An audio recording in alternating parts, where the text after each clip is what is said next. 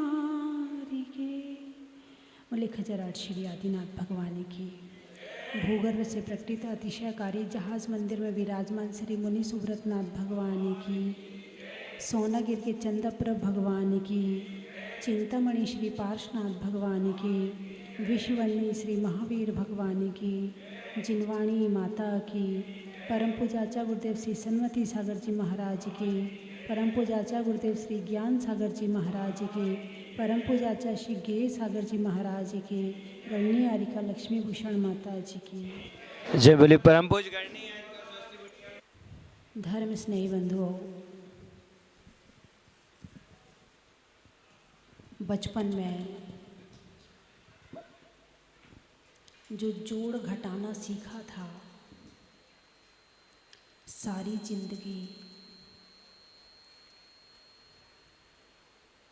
इसी जोड़ घटाने पर चल रही है। गुणा क्या है? जोड़ का बड़ा रूप। जैसे 2 को 10 बार जोड़ें तो कितना हुआ? 20। 2 को 10 बार जोड़ा तो कितना हुआ? 20, है ना। अब 2 को 10 से गुणा कर दो तो 20। यानी जोड़ का बड़ा रूप गुणा है और घटाने का, ऋण का बड़ा रूप भाग है। बार बार भाई 2 जोड़े, फिर 2 जोड़े, फिर 2 जोड़े, फिर 2 जोड़े, 2 जोड़े, तो इसमें टाइम लग रहा है। तो 2 लिख के 10 लिख दिया, 20 हो गया। तो भाग का जो है वो घटाने का बड़ा रूप है और गुणा जो है वो जोड़ का बड़ा रूप है तो जोड़ और घटाना है, तो जोड़ और घटाना। अब जिंदगी में कर क्या रहे हैं? कर्मों को जोड़ रहे हैं और कर्मों को घटा रहे हैं। जो कर्म जा रहे हैं वे घट रहे हैं और जो कर्म आ रहे हैं वे जुड़ रहे हैं। और क्या जोड़ा? परिवार जोड़ा, रिश्तेदार जोड़े, और क्या जोड़ा? मित्र जोड़े, और क्या जोड़ा? धन जोड़ा, और क्या जोड़ा? दुकान जोड़ी, मकान जोड़ा, सोना जोड़ा, चांदी जोड़ा। जोड़ है, ऋण नहीं, धन लगाते जाओ और plus plus plus plus plus plus करके। और देखो आपने जिंदगी में क्या जोड़ा है आज तक। पाप अधिक जोड़ा कि पुण्य अधिक जोड़ा? क्या घटाया? पुण्य घटाया या पाप घटाया? तो जोड़ और घटाना, सारा जीवन में केवल एक ही काम चल रहा है, जोड़ और घटाना। जो बचपन में सीखा था बुढ़ापे तक हम उसी में चल रहे हैं। सीखा तो था स्लेट पर, स्लेट से आ गए कागज पर, कागज से आ गए दिमाग पर, बस इतना अंतर पड़ा है। पहले छोटे थे तो स्लेट मिलती थी, है ना, स्लेट बत्ती आती थी ना। बचपन में किस में लिखा आपने? स्लेट पर लिखा।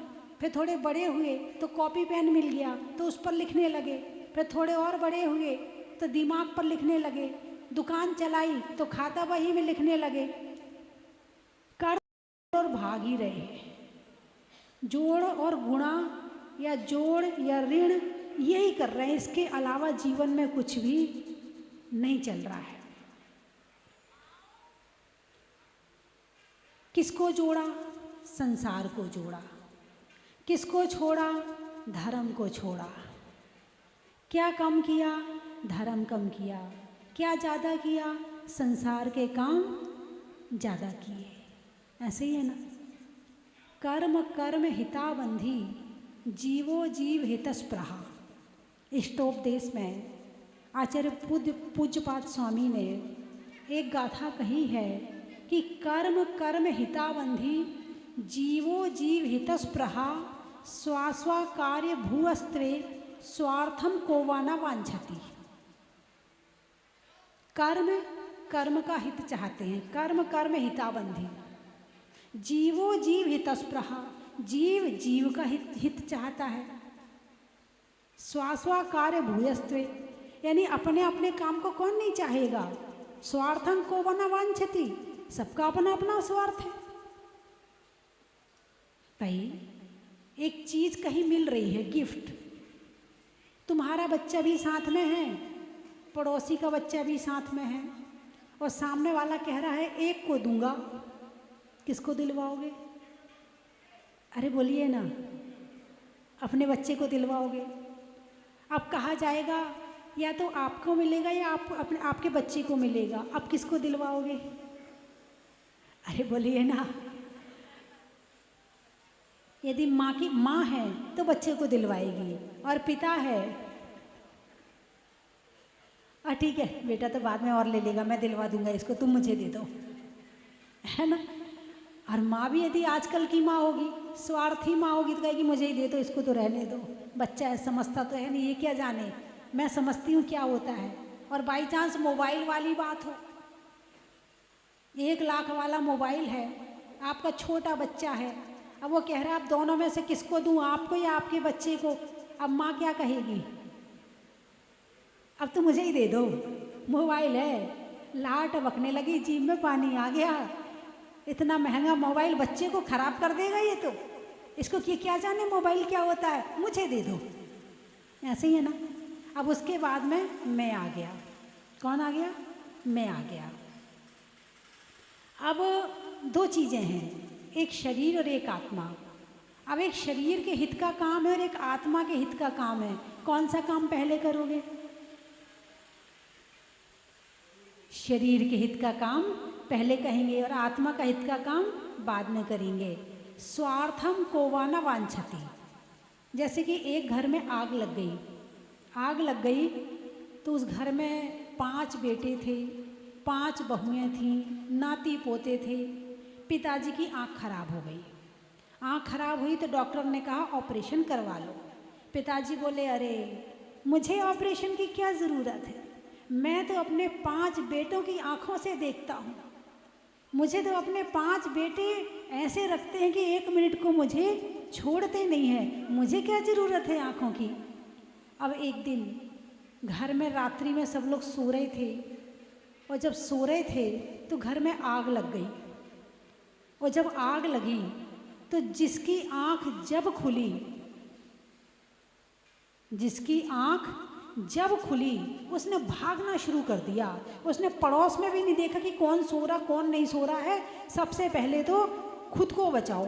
सारे बाहर आ गए। अब बाहर आ गए, अब आपस में चर्चा हो रही है कौन कौन बाहर आया। अच्छा बड्डा आ गया, अच्छा मंझला आ गया, अच्छा तीसरा आ गया, अच्छा 5वां आ गया, उसकी बहू आ गई, उसका पोता आ गया, उसकी बेटा आ गया, सबको देख लिया। अब याद आई पिताजी की सबसे आखिरी में। अब कौन याद आया? पिताजी याद आए। कब याद आए? अब पिताजी ने आँख नहीं बनवाई थी। क्यों नहीं बनवाई थी? बच्चों की आँखों से देखता हूँ ना। अब क्या होगा? कौन काम आया? अपनी आँख काम आएगी या बच्चों की आँख काम आएगी? किसकी आँख काम आएगी? अपनी आँख काम आएगी। जब वक्त आता है तो पहले खुद को बचाया जाता है, बाद में दूसरों को बचाया जाता है।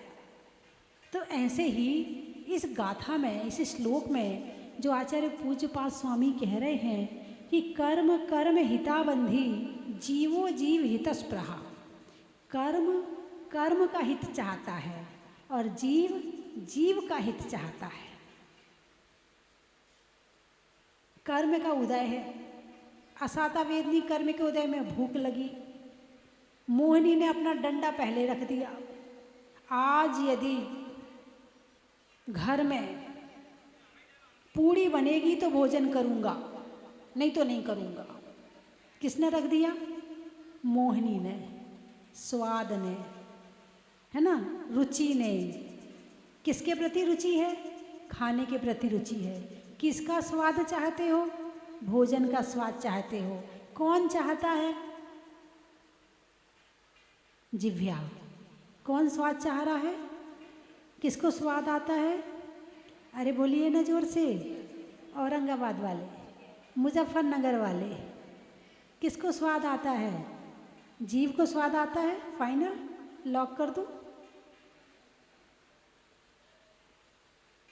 अच्छा किसी मुर्दे को खिलाओ, उसको स्वाद आएगा? उसकी जीभ है कि नहीं है? मुर्दे की जीभ है कि नहीं है? जीभ तो है, फिर स्वाद क्यों नहीं आ रहा है? ये स्वाद लेने वाला कौन है? स्वाद लेने वाला कौन है? आत्मा है ना? स्वाद लेने वाली आत्मा है और लेती जिह्वा के माध्यम से है। स्वाद जिह्वा को नहीं आता, स्वाद तो आता है आत्मा को, और जिह्वा माध्यम है, इस रास्ते से स्वाद आता है। हाथ में लगाओगे तो स्वाद नहीं आएगा। यहाँ थोड़ा सा मीठा लगा के देखो कितना मीठा है, गुड़ कितना मीठा है, रसगुल्ला कितना, आएगा स्वाद? नहीं आएगा। अच्छा थोड़ा सा नमक लगा के देखो हाथ में, कितना, नहीं आएगा। किसको आएगा? ये मशीन है। जिह्वा क्या है? मशीन है। इस मशीन से आत्मा को स्वाद मिलता है। तो अब असाता वेदनी कर्म ने कहा भूख लगी है, मोहिनी ने कहा पूड़ी चाहिए, रसगुल्ला चाहिए, फाफड़ा चाहिए, खाकड़ा चाहिए, हैं ये चाहिए वो, ये मोहिनी कर्म का काम है। ठीक है, कर्म कर्म हिताबंधी, कर्म कर्म का हित चाहते हो। तुमने कर्म की बात मानी और जो कर्म ने मांगा और वो तुमने दे दिया, कर्म का बंध और हो गया। ठीक है, कर्म की बात मानी और जो तुमने दे दिया, कर्म का बंध और हो गया। लेकिन कोई आत्मा का हित चाहने वाला है, कोई आत्मा को, आत्मा के लिए अच्छा करने वाला है, वो कहेगा नहीं, आज चतुर्दशी है, आज ना तो पूड़ी मिलेगी, आज ना रसगुल्ला मिलेगा, आज तो केवल दाल रोटी मिलेगी। किसने कहा? आत्मा ने। जीवो जीव हितस्पृहा, आत्मा ने कहा आज तो कुछ नहीं मिलने वाला है, आज तो केवल तेको सूखी दाल और रोटी मिलेगी। तो जो कर्म कर्म का बंध करवा रहा था, अब वो कर्म का बंध ना हो करके अब वो न्यून रहेगा और आत्मा के हित की बात आई, तो जब कर्म का बंध कम होगा तो आत्मा का हित हो जाएगा। धर्मात्मा होता है तो आत्मा का हित चाहता है, धर्मात्मा ना हो तो भोगों में जीता है। फिर वो जितने भोग भोग सकें, हैं, खाओ पियो मौज करो, कल किसने देखा है? वास्तव में वो सही कह रहा, उसका कल देखने लायक नहीं रहेगा, उसका कल देखने लायक ही नहीं रहेगा, क्योंकि उसने धर्म तो किया नहीं, बस भोग ही भोगता रहा। और बाद में जब परेशानी आती है तो फिर डॉक्टर वकील और दुनिया भर के चक्कर लगाओ, फिर रोते बैठो, फिर धर्म याद आता। राम वनवास गए कि नहीं गए? 14 वर्ष कहाँ रहे? जंगल में। कहाँ रहे? जंगल में। जंगल कैसा होता है? कल्पना करो, आप कल्पना करो कि एक दिन मैं जंगल में रहूंगी या रहूंगा। अब कल्पना करो, आप आंख बंद करके बैठ जाओ कि आप जंगल चले गए। ठीक है, अब जंगल जाके देखो बैठूं कहाँ, अब जगह ढूंढो, जगह नहीं मिल रही बैठने की। चलो एक पत्थर पड़ा है, उस पे जाके बैठ गए, उस पे जाके बैठे, बारिश का मौसम है, नीचे कीचड़ हो रहा, पैर कहाँ रखो? जंगल की परिस्थितियां देखो आप। कह तो देते हैं राम जंगल में गए, लेकिन जंगल में जाकर कैसे रहे, इस बात को भी महसूस करो। अब वहाँ पर आप बैठे हैं, ऊपर देख रहे, अरे बारिश आने वाली है, चलो किसी पेड़ के नीचे चलते हैं।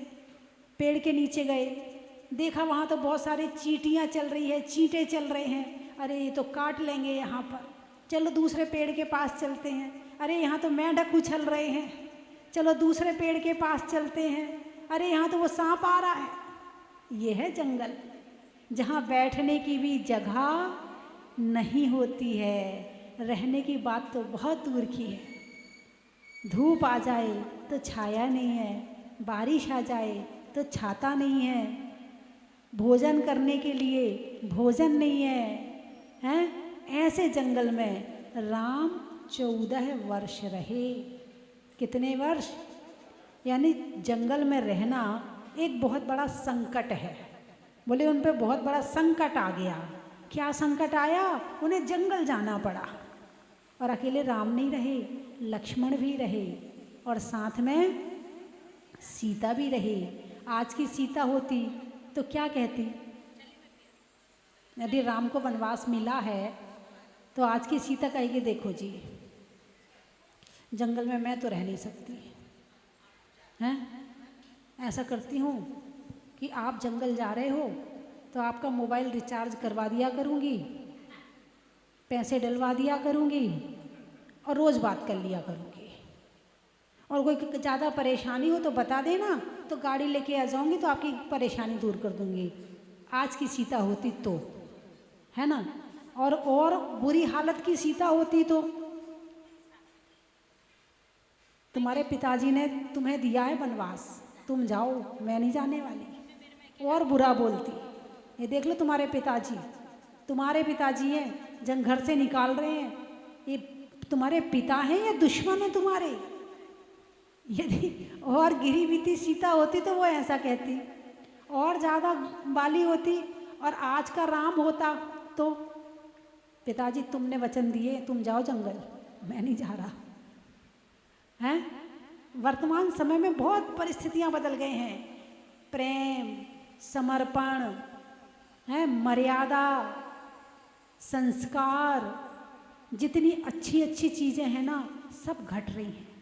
और आजकल का इतना सा बच्चा ऐसा चुप करता अपने मम्मी पापा को, ऐसे डांटता है कि बेचारी वहीं बैठी रह जाती है।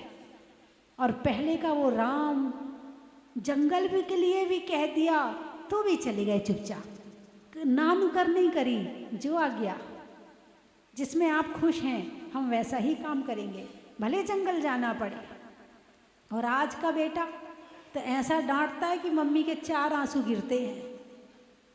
ना प्रेम, ना समर्पण, ना उपकार की भावना, ना सेवा की भावना, और बदले में जितना दुख दे सकता है, नहीं आपके बच्चों की बात नहीं कर रही हैं, जितना दुख दे सकता उतना देता। पंचम काल है ना, पाप का फल भोगने पैदा हुए हैं। कोई तो निमित्त बनेगा, या तो पिता बनेंगे या पुत्र बनेगा, कोई तो निमित्त बनेगा कर्म झड़ाने के लिए। तो कर्म हिताबंधी, कर्म का हित चाहते हैं। और जीवो जीव हितस्पृहा, जब कर्म का तीव्रदय होता है तो कुछ भी कर लो फल भोगना ही पड़ता है। और जब कर्म का उदय मंद होता है तो प्रवचन सुनने में भी मन लगता है, तीर्थ यात्रा करने में भी मन लगता है, दान देने के भाव भी होते हैं, पूजा में भी मन लगता है, उपवास करने की भी इच्छा होती है। कब? जब कर्म का उदय मंद होता है, कर्म शांति से बैठा, उठा पटक नहीं कर रहा है, तो तुम जो चाहते हो वो कर लेते हो। लेकिन जब कर्म का उदय तीव्र होता है तो तुम्हें प्रवचन से उठा के कमरे में ले जाएगा। चलो बहुत तेज भूख लग रही है, अभी अब वंदना करके आए, खाएं भी ना का, प्रवचन से कोई पेट भर जाएगा क्या?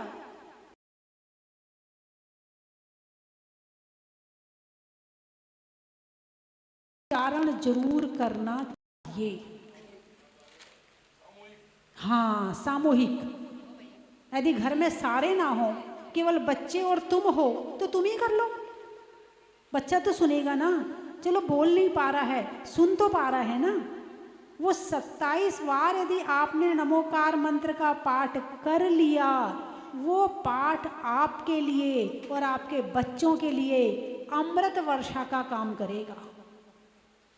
आपने अपने छोटे बच्चे को नमोकार मंत्र सिखा दिया और दोबारा बुलवाया नहीं। अब तुम गए किसी माता जी महाराज जी के पास, सिखाया था तुमने 2 महीने पहले, उसका रिवीजन हुआ नहीं, अभ्यास हुआ नहीं, श्रद्धा हुई नहीं। अब गए महाराज जी के पास, माता जी के पास, बोल बेटा नमोकार मंत्र। अब वो सोच रहा हाँ कुछ सिखाया तो था, याद नहीं आ रहा। अब उन्होंने कहा नमो, हाँ नमो रिहंताड़म, नमो सिद्धाड़म, नमो वज्रयाड़म। और क्या सिखाया था? बच्चा पूछ रहा है, भूल गया। लगातार अभ्यास के लिए दादी को, मम्मी को, पापा को, सबको बैठकर घर में 27 बार नमोकार मंत्र का उच्चारण पाठ जरूर करना चाहिए। आपके घरों में बच्चे हैं, छोटे बच्चे हैं क्या?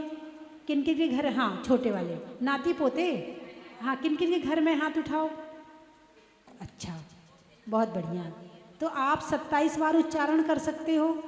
1 साल का नियम ले लो, चलो ज़्यादा दिन का नहीं। बाहर जाने की छूट है। हाँ जी पवन जी, हाँ उठा लिया हाथ। बाहर जाने की, आप बाहर आ गए, छूट है। कोई परेशानी है, छूट है। लेकिन आप सामान्यतः घर में रह रहे हैं तो आप 27 बार उस बच्चे को सामने बिठा के, वो बैठा भी नहीं है, वो खेल रहा है ना, उसको खेलने दो। तुम पाठ करो बैठ के, ये नहीं कि वो नहीं बैठ रहा तो मैं कैसे करूं। नहीं, पाठ तुम्हें करना है। कान में उसके आवाज़ जानी चाहिए, वो खेल खेल में सुन लेगा।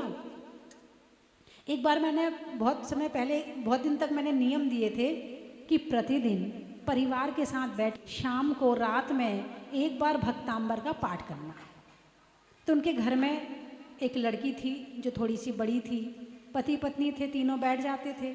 बच्चा वहीं बेड पे खेलता रहता था, वो रोज़ पढ़ते थे। उसको खेल खेल में उसको 4 काव्य याद हो गए। वो 3 साल के बच्चे को 4 काव्य याद हो गए। कैसे हो गए? तुम पढ़ रहे थे तभी तो हुए ना। और उसके वातावरण से तुम्हारे घर में जो शुद्धि हुई वो अलग बात हो गई। कोई आधि है, व्याधि है, कोई बाधा प्रवेश कर रही है, यदि आप भक्तांबर का पाठ करो, नमोकार मंत्र का पाठ करो तो आई हुई बाधा भी चली जाती है। तो 27 बार नमोकार मंत्र जरूर आपको बोलना है। जितने लोग टीवी में देख रहे हैं वे भी हाथ उठा लें। बहुत बढ़िया। अभी हमारी औरंगाबाद से महिला मंडल आया हुआ है और ये महिला मंडल अभी ऊपर, मैं चंदा प्रभु भगवान के दर्शन कर रही थी, इनसे रुका नहीं गया। मैं तो फेर रही थी माला, ये सारी आ गई। इनसे 1 सेकंड भी नहीं रुका गया कि माता जी दर्शन कर रही। भावना का वेग, भावना का अतिरेक इतना बह रहा था कि इनसे रुका नहीं गया है। और सारी महिला मंडल बता रही थी, बोले माता जी हम महिलाएं आई हैं, आपका प्रवचन रोज सुनते हैं, आपके द्वारा दिए हुए नियम भी लेते हैं। मैंने कहा आप हमारे पास आई हो तो हिम्मत आई ना। अरे बोलिए ना, हिम्मत आई ना। बिना पुरुष के आ गए, और डरने की क्या बात है भाई। ड्राइवर गाड़ी में पुरुष है, वो एक है ना। तो तुम मान लो 15 महिलाएं हो, 20 महिलाएं हो, 21 हो, 31, 31 हैं। ओहो हो, तो एक आदमी क्या कर लेगा? एक एक उंगली भी पकड़ोगी तो मरोड़ दोगी। डरना नहीं, बिल्कुल पूरी हिम्मत के साथ चलना, पूरी सावधानी के साथ चलना, है ना। बहुत बढ़िया, प्रेरणा तो मिलती है ना। माता जी को देख के आपको प्रेरणा मिली है, बहुत अच्छी बात है, बहुत अच्छी बात है ना। तो आप लोग जो है, जैसे आप लोग नियम, ऐसे सब और लोग भी नियम लें कि नमोकार मंत्र का 27 बार जरूर। टीवी बंद, मोबाइल बंद, उतनी देर के लिए कोई काम नहीं, बस केवल पाठ करना है। और जोर से, लय से, सुंदर लय से, अच्छी लय से अरिहंत, सिद्ध, आचार्य, उपाध्याय और सर्व साधु का स्मरण करते हुए उस पाठ को करना। फिर इसका चमत्कार आप देखना। आपका बच्चा भी बोलेगा, आप भी बोलेंगे, और जो उसका वातावरण बनेगा वो अलग ही हो जाएगा। तो धर्म के काम कब होते हैं? जब कर्म उदय मंद होता है। कैसा होता? मंद। कई तरह की गुड, बेटर, बेस्ट डिग्री बनती ना। मंद, मंदतर, मंदतम। अभी आपके पाप कर्म कैसे चल रहे हैं? मंद चल रहे हैं। और पूर्व पुण्य कर्म कैसा चल रहा है? ज़्यादा चल रहा है ना। इसीलिए धर्म के काम हो रहे हैं। और नहीं तो आदमी महीनों सोचता रहता है, मुझे मंदिर जाना है, मुझे मंदिर जाना है, मुझे पूजा कर, सोचता रहता, करता नहीं है। मुझे उपवास करना है, मुझे एकासन करना, चतुर्मास का समय चल रहा है, भादों का महीना लगने वाला है। बाजार का खाते हो आप लोग? नहीं खाते आप लोग, है ना? कम से कम अब भादों का महीना लग रहा है तो 1 महीना बाजार का खाने का त्याग तो कर ही देना। और जिनका आजीवन त्याग है, बहुत बहुत आशीर्वाद है। आपने अपने आप को बहुत कंट्रोल किया है, आपने अपने आप को वश में किया है, तब आपने ये संकल्प लिया है। आपका पुण्य का उदय आया है, तब आपने ये संकल्प लिया है। वरना ये जिह्वा ना जाने कितने पाप करा देती है। ये जिह्वा कितनी होटल में ले जाती है, ये जिह्वा ना जाने कहाँ कहाँ भगा भगा के वहाँ की कचौड़ी खाना है, और वहाँ का पोहा खाना है, और वहाँ की जलेबी खाना है, और वहाँ के रसगुल्ले खाना है, जाने ये कहाँ कहाँ भगा के ले जाती है। और कुछ स्वाद प्रेमी तो ऐसे होते हैं, किसी भी शहर में जाते हैं तो पहले मोबाइल में सर्च करते हैं यहाँ खाने की कौन सी चीज़ अच्छी है और यहाँ कौन सी होटल बढ़िया वाली है। तीर्थ यात्रा में भी जाएंगे तो पहले पूछ लेंगे वहाँ खाने के में क्या अच्छा मिलता है। ये जिह्वा ऐसी है, इतने पाप कराती है, इतने पाप कराती है। यदि इसको तुमने वश में नहीं किया तो जिह्वा आपको नरक में भेज देगी।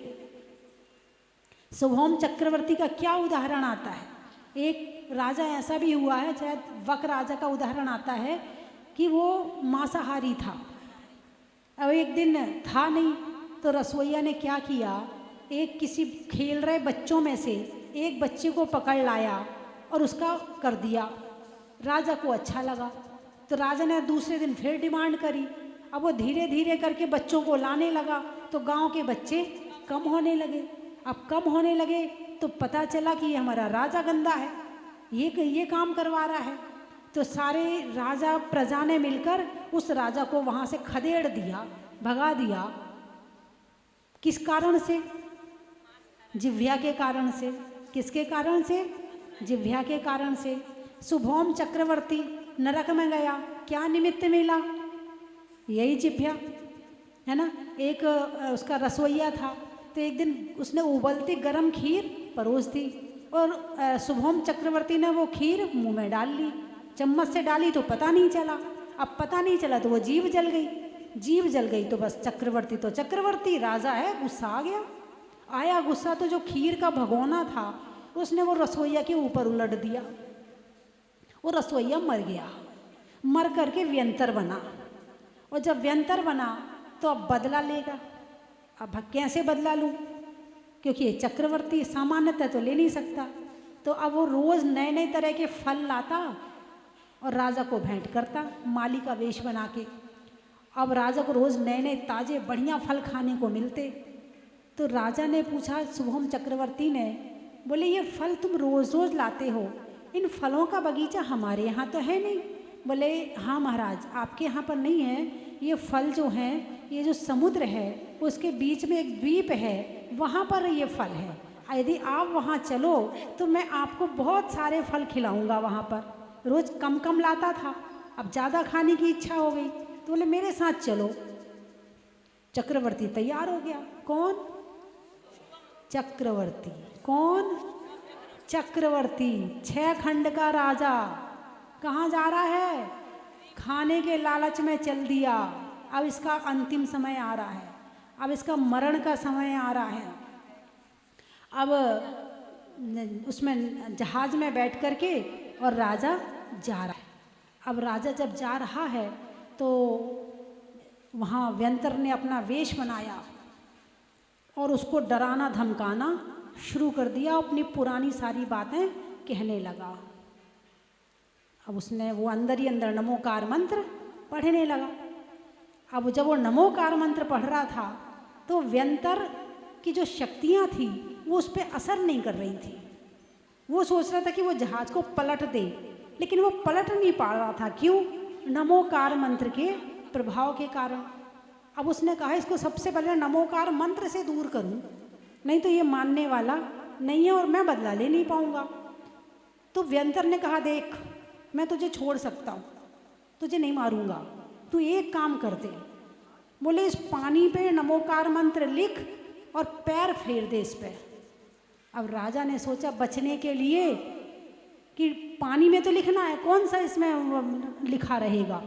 उसने पानी में नमोकार मंत्र लिखा और जैसे ही उसने पैर फेरा उसका सारा पुण्य खत्म हो गया और उस व्यंतर ने लिया और चक्रवर्ती को समुद्र में डुबा दिया।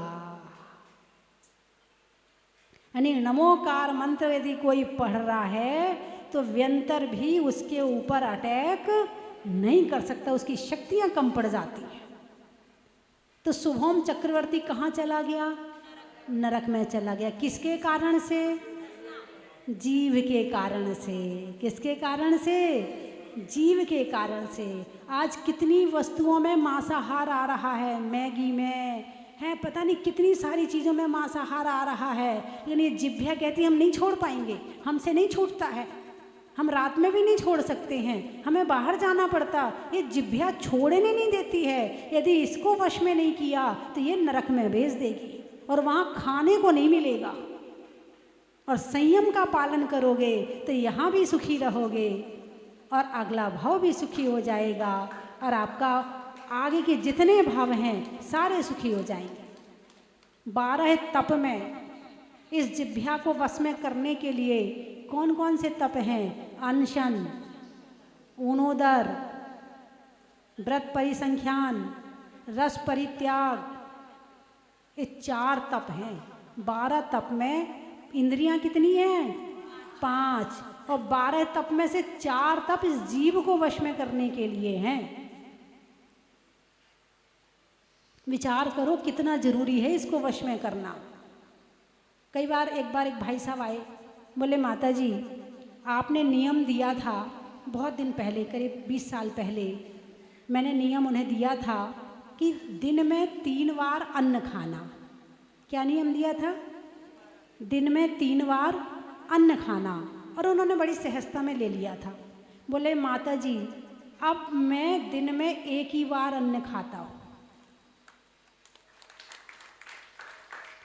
यानी आप शुरुआत करो तो सही, ये कर्म भी आपका साथ देंगे, ये मन भी आपका साथ देगा। आप भी एक बार लेते हैं, बहुत बढ़िया। पवन जी भी एक बार ही लेते हैं और आपकी पत्नी भी 1 बार 2 बार ये लेते हैं। आप शुरू करो तो सही, सब कुछ आपका साथ देगा। चलो 3 बार नहीं, दिन में 5 बार का नियम ले लो कि 5 बार से ज़्यादा अन्न नहीं खाएंगे। ले सकते कि नहीं ले सकते? आपके साधु कितने बार खाते हैं और आपको कितने बार? और पानी की छूट, दूध की छूट, फल फ्रूट की छूट, इन सब की छूट है, लिक्विड की छूट, दवाई की छूट। अन्न 5 बार खाओगे। उठाइए हाथ। 5 बार का नियम। 5 बार जीने के लिए खा रहे या खाने के लिए जी रहे हो? अन्न 5 बार खाना है। नहीं, खाने का नियम नहीं, 3 भी कर सकते हो, 4 भी कर सकते हो, कम ज़्यादा से ज़्यादा 5 बार, कम से कम आप कितना भी कर सकते हो। अच्छे से हाथ उठाओ। नहीं, 5 बार आप, ज़्यादा से ज़्यादा 5 बार, कम से कम कितना भी आपका। एक दिन में कम से कम 5 बार से ज़्यादा नहीं खाना अन्न। उठाइए हाथ। अच्छा 2 ही खाते आप? चलो फिर तो बहुत। पीछे वाली चेयरमैन, 5 बार का नियम दे रही मैं। नियम तो मैं 5 बार की 5 बार तक खा सकते हो। आप 3 बार खाओ, आप 2, उसकी कोई दिक्कत नहीं। अच्छे से उठाइए हाथ। चलो, आप टीवी में देखकर भी नियम लेते थे, आज मैंने यहाँ भी दे दिया। और जो टीवी में देख रहा वो भी हाथ उठा ले। बहुत बढ़िया। तो मेरी बात समझ गए ना आप? हैं? जोड़ और घटाना, किसको जोड़ना है और किसको घटाना है, इस बात का ज्ञान करना जरूरी है। ऐसा ना हो कि जो हमारा अहित करता उसको जोड़ लिया और जो हित करता उसको घटा दिया। जो हित कर रहा है उसको जोड़ो और जो अहित करता है उसे घटाओ। ठीक है?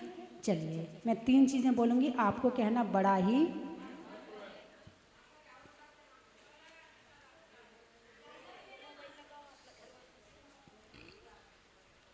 मुनियों में प्रसन्न का, भव्यों में आसन्न का, और 5 बार खाने में कम से कम अन्न का, नाव में खेने का, दान को देने का और आज का नियम लेने का।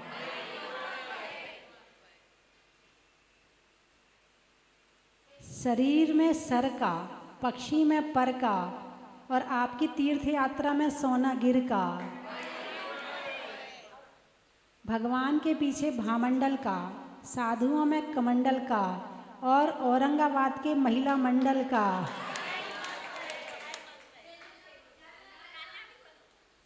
सेलू से आए हो? अच्छा, जालना। बच्चों के लिए पालना का, है ना, बच्चों के लिए पालना का और बचपन में लालना का और आने वालों में जालना का। सेलू, जंगल में भालू का, मुख में तालू का और आने वालों में सेलू का।